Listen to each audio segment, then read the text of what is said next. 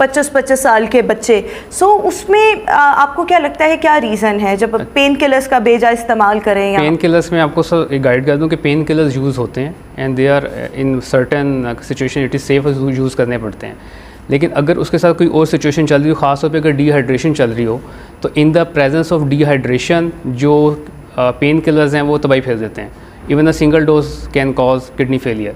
अच्छा, यंग जो हमारे हैं ना जो बच्चे हैं, उसमें एक चीज़ मैं और हाईलाइट करना चाहता हूँ, जो हमारे एनर्जी ड्रिंक्स हैं, जो एनर्जी ड्रिंक्स हैं they are playing havoc with the children. जो हमारे जो यंगस्टर्स हैं, जो मतलब स्पेशली जो 9-10 क्लास के बच्चे हैं, जो नए जिनको एनर्जी ड्रिंक्स का शौक होता है, तो बहुत सारे ऐसे केसेस रिपोर्ट हुए हैं जो एनर्जी ड्रिंक्स के बाद एक्यूट किडनी फेलियर में चले गए हैं।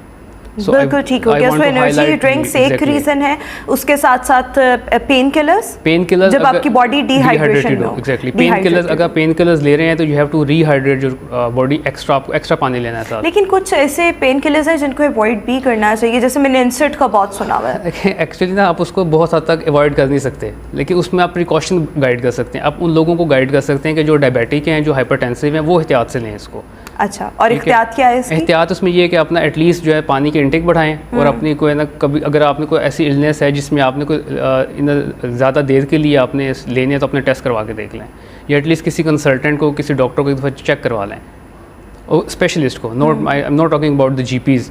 प्रॉब्लम ये है कि हमारे जो जीपी हैं उसके अंदर आधे क्वैक्स बैठे हुए हैं। जो पढ़े लिखे जीपी हैं वो इस चीज़ को अंडरस्टैंड करते हैं। इवन मेरा अगर कोई पेशेंट है, वो किसी को बीमार हो जाता है, किसी करीबी डॉक्टर को दिखाता है, अगर उसके पास मेरी प्रिस्क्रिप्शन है तो दे यूजुअली कॉल मी जी कि आपका ये पेशेंट है, इसको मेरी मेडिसिन दे दें या ना दे दें।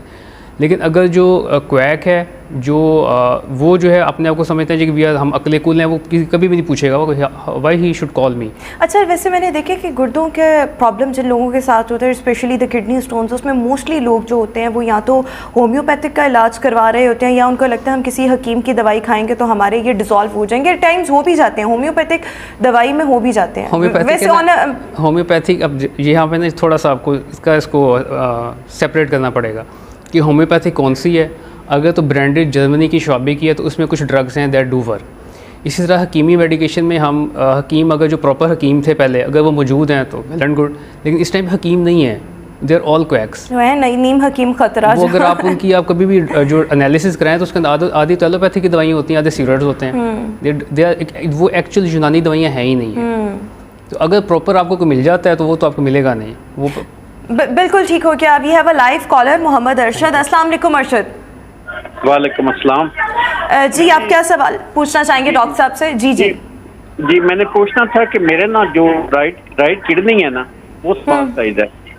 हेलो जी, राइट किडनी आपको स्मॉल साइज का है, आगे पूछिएगा। उसमें दो पानी की थैलियां बनी हुई हैं। उसमें क्या? दो पानी की थैलियां बनी हुई हैं। ठीक है। अच्छा, जो मेरा लेफ्ट किडनी है ना वो नॉर्मल है, ठीक है, लेकिन मुझे शुगर भी है और उसमें भी डॉक्टर साहब कहते हैं कि उसमें भी पानी की थैली बन गई है। क्रिएटिनिन मेरा ना वो 0.9 है। बिल्कुल ठीक हो गया। अब डॉक्टर साहब आप कुछ पूछना चाहेंगे इनसे? अच्छा, बिल्कुल। पेन करती है ना मेरी, तो कभी कभी मैं ना ये निम्स वगैरह गोली खा लेता हूँ। निम्स वगैरह आप गोली खा लेते हैं। आपका इशू ये है कि आपकी जो राइट किडनी है उसका साइज स्मॉल है और उसमें दो पानी की थैलियां बनी हुई हैं। जो लेफ्ट है वो नॉर्मल है और उसमें भी अब डॉक्टर्स कह रहे हैं एक थैली बन चुकी है और आपको डायबिटीज भी है। ऑलराइट, यही आपका सवाल है? इनका क्रेटिनिन वगैरह हुआ है? क्रेटिनिन कितना है आपका? करवाया, ये 0.9 आया है। 0.9 आया है। बिल्कुल ठीक हो गया। Thank you so much Arshad, हमारे साथ मौजूद थे। जी डॉक्टर साहब क्या कहना चाहेंगे? Thank you for your question. अब मैं इसमें ना जो एक चीज़ यहाँ पे हाईलाइट कर दूँ कि जो किडनी के पेशेंट्स हैं या जो कोई भी एक नॉर्मल इंसान है, उसके लिए एक गुर्दा ज़िंदगी के लिए बहुत काफ़ी है। ठीक है। और यही कंसेप्ट है ट्रांसप्लांट के पीछे कि हम एक फैमिली जो रिलेटिव है उसका किडनी लेते हैं, ट्रांसप्लांट करते हैं, क्योंकि एक गुर्दा सेहत के लिए, ज़िंदगी के लिए बहुत काफ़ी है। अब जब आपका एक गुर्दा रह गया तो उसमें you have to be extra vigilant, आपको ज़्यादा एहतियात की ज़रूरत है। अब आई गेस उन्होंने कहा कि मैं निम्स की गोली ले लेता हूँ, तो he is playing with his kidney.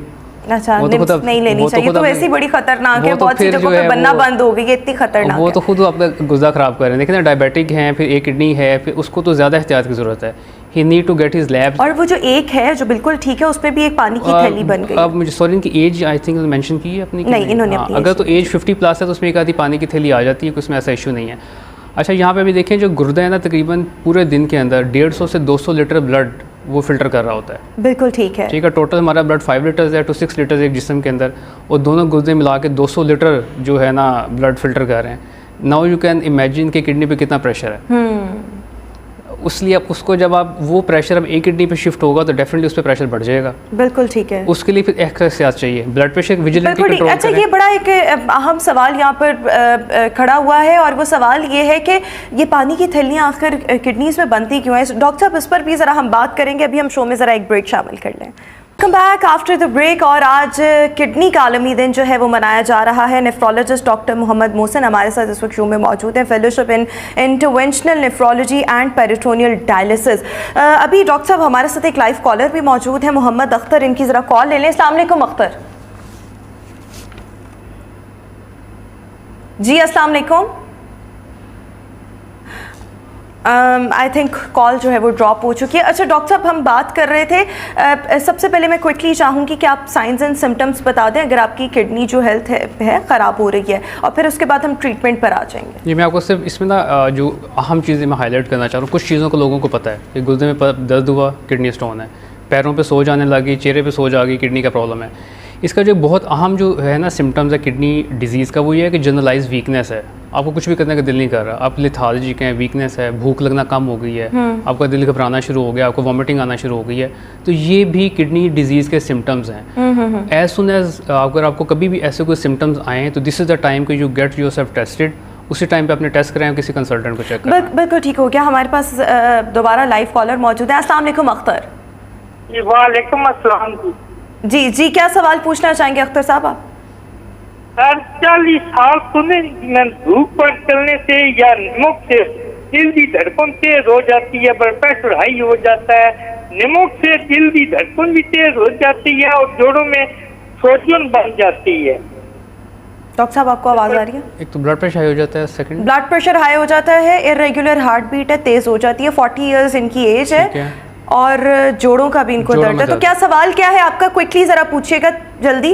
गुर्दों के वाले से क्या जानना चाहते हैं? नमक से जोड़ों में दर्द और ब्लड प्रेशर हाई हो जाता है और सोजन बन जाती है, दिल की धड़कन तेज हो जाती है, सिर्फ नमक की वजह से या धूप की वजह से।